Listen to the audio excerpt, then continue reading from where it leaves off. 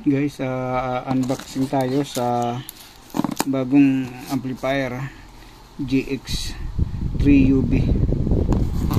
Marami nabili dito guys eh. Maganda to eh. So ang speaker ko yan lang, maliliit speaker ko, pero mga ano yan guys, imported. So ngayon tatry natin itong ano sa kapatid ko, ganun din binili ko eh. So maganda rin performance nito eh.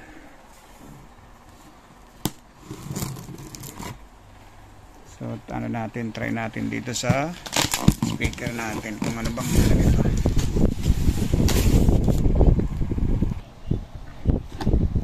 So ito na yan guys. Maganda to guys, pang bahay, malakas din. Yung kanila din.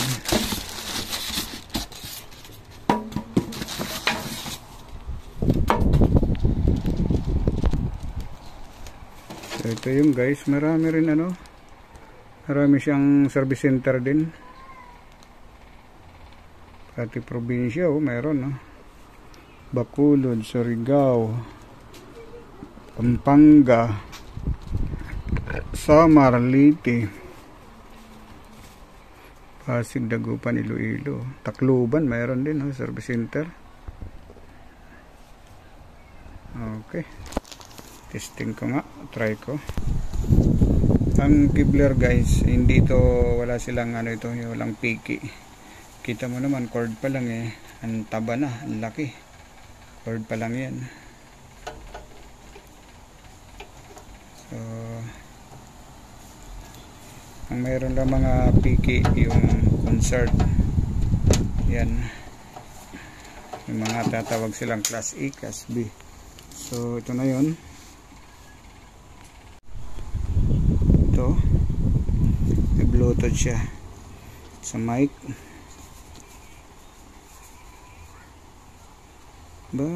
Feedback, may feedback radio siya. Kibler Professional GX3UB Pro Integrated Amplifier. Mayroon pang patanggal din ng feedback. Mic priority, USB, may FM to guys, to master volume, balance, loudness, treble, mid, bass. Okay rin. Ito yung sa ano niya. Ang nakaganda nito guys, magaganda ang ano nito nila, yung control, yung volume control.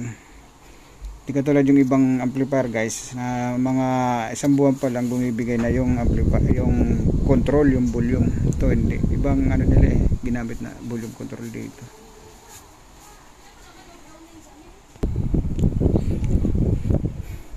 Ito malit lang yung pan niya. Tama naman guys, taba ng wire.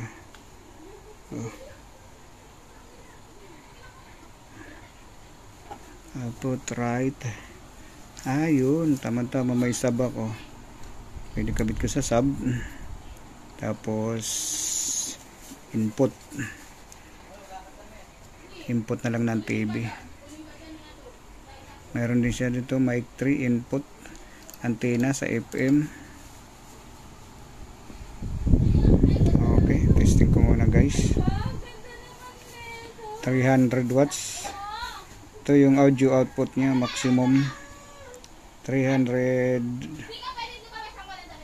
watts times 2. So okay guys, try natin. Tagal ko rin din nagamit yung mga speaker eh. So yan guys, ang speaker ko, tinanggal ko yung mga cover. Tagal ko na rin din nagamit dahil busy sa trabaho. Tapos ito ngayon yung amplifier na nabili ko. Okay naman, magandang tunog. Kaya lang, siyempre, hindi tayo pwede magpatunog. Baka maka-copyright tayo. Ito, may feedback reducer. May FM. Ganda guys. So,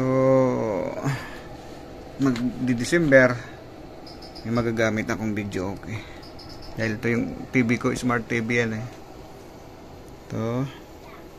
Imported to guys, ito yung brand yan no. Ito, mga imported tong speaker, pati yung sub ko.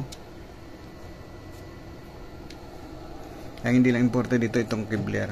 Pero magandang klase rin to.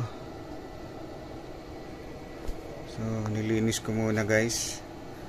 Okay naman. Tunog niya. Hindi lang tayo pwede magpatugtog, baka makapiright tayo. Okay. Pang ano na sa December.